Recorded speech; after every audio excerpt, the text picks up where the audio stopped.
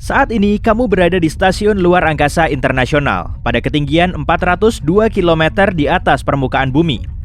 Matamu langsung terbelalak saat melihat keluar jendela pesawat. Malam ini langit Eropa dihiasi kilatan biru terang dan kemungkinan di situ telah terjadi ledakan. Peristiwa misterius ini teramati oleh seorang astronot asal Perancis dari atas ISS. Dan setelah diteliti lagi, rupanya di situ nggak ada ledakan, tapi ada petir yang mengarah ke atas. Sampai sekarang, fenomena ini masih dianggap dongeng di kalangan para pilot. Kisah lain soal kilat yang menyambar ke atas atau kilatan cahaya merah dan biru di ketinggian juga tersebar di kalangan para saintis. Tapi, bukti keberadaannya masih simpang siur. Yang jelas, fenomena ini memang ada dan sering dinamakan sebagai sprite, elves, troll, dan ghost. Lalu gimana sih proses terbentuknya petir biasa? Singkatnya gini. Udara lembab di dalam awan saling bergesekan, lalu menghasilkan listrik statis. Mekanismenya mirip kayak sweater berbahan wool yang terus kamu gosok. Lalu woolnya menghasilkan muatan listrik statis. Dan saat kamu megang handle pintu logam dengan tangan yang sama, jemarimu akan ngeluarin arus listrik menuju pintu. Nah, inilah yang dinamakan sebagai kilat mini. Gumpalan awan petir mengakumulasi muatan negatif kuat, hingga terbentuk sambaran pertama di dalam awan. Wujudnya berupa semburat terang yang terionisasi panas, atau sederhananya, petir.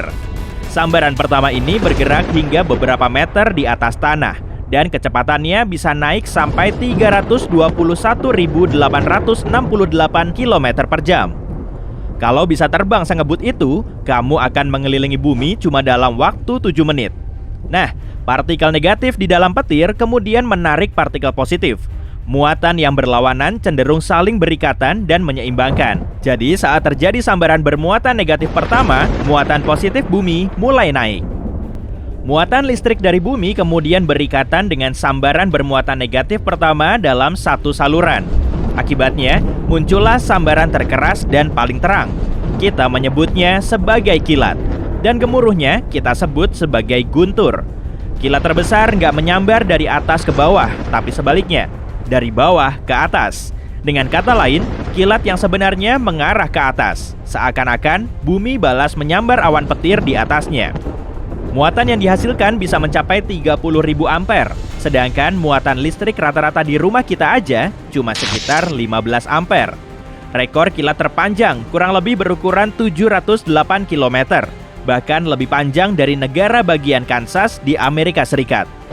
Dan menurut catatan para meteorolog, kilat ini terjadi di Brazil. Pelepasan energinya terjadi di antara awan petir raksasa, sedangkan sambaran kilat paling lama tercatat di Argentina, yang berlangsung selama 16,3 detik. Untuk sekali ngedip aja, kita perlu waktu selama 0,1 detik. Pada sambaran kilat biasa, partikel positif dari tanah menetralisir partikel negatif di dalam awan. Awan ini juga masih dipenuhi dengan partikel bermuatan positif. Semua partikelnya kemudian terakumulasi hingga membentuk kilat. Setelah muatannya mencapai titik kritis, awan kilat akan melontarkan muatan ini setinggi belasan kilometer. Inilah yang dinamakan sebagai blue jet. Sama persis kayak fenomena bercahaya yang dilihat oleh astronot Prancis tadi.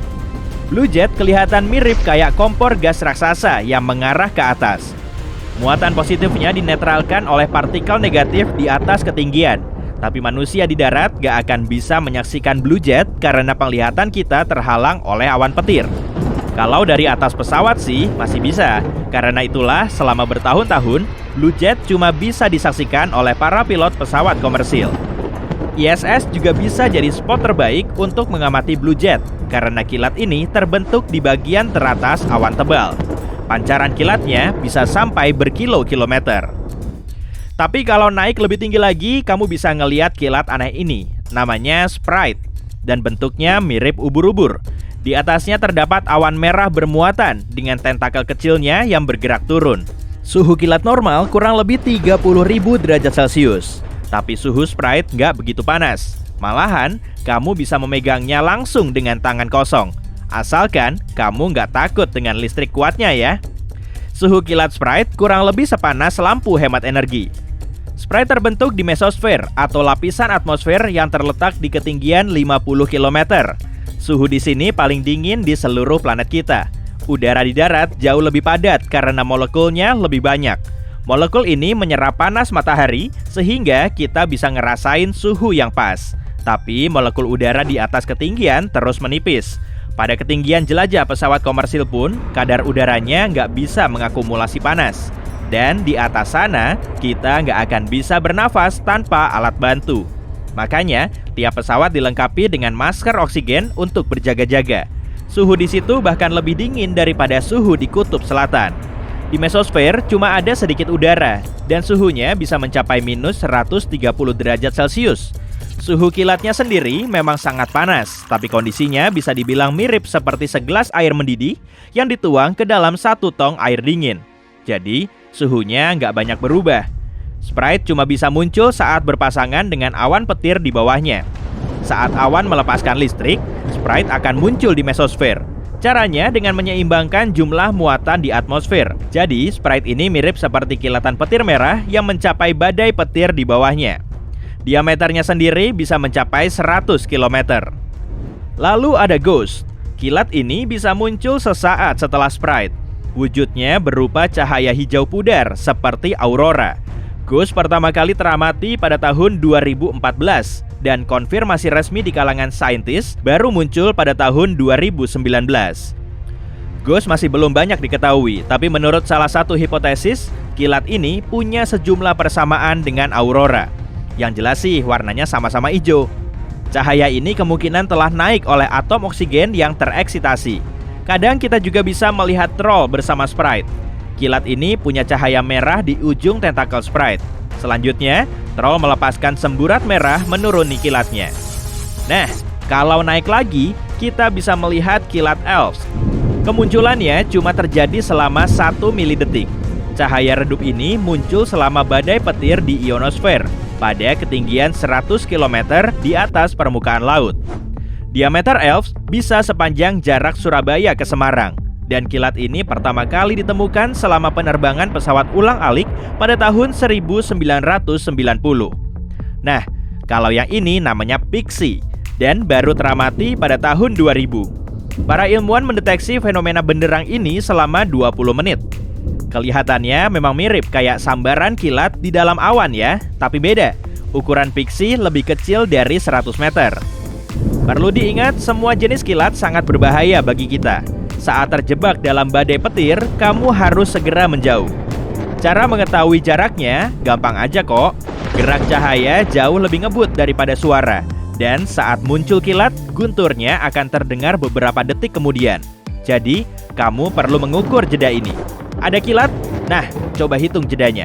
Tiap jeda 1 detik, jaraknya sekitar 350 meter.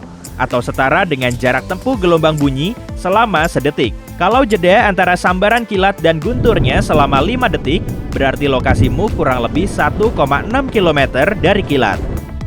Kita juga bisa mendeteksi badai petir melalui baunya. Sebelum petir muncul, udara di sekitarnya akan terasa sangat segar karena telah membawa molekul ozon dari atmosfer atas.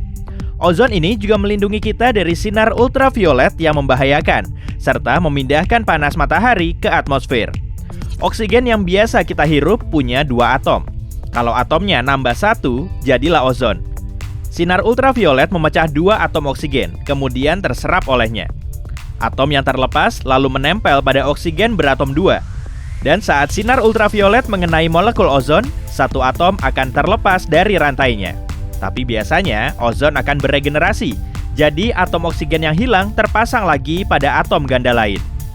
Lapisan ozon mulai rusak saat manusia mulai melepaskan gas berbahaya ke atmosfer. Biang keroknya tentu saja freon. Gas ini digunakan pada kulkas lama. Molekul freon mengandung atom klorin yang membahayakan. Sinar ultraviolet melepaskan atom ini dari molekulnya. Lalu atom klorin mengambil 1 atom oksigen dari ozon. Maka terbentuklah oksigen dengan 2 molekul yang bisa beregenerasi serta melindungi kita dari bahaya sinar ultraviolet. Zat ini bisa melubangi lapisan ozon.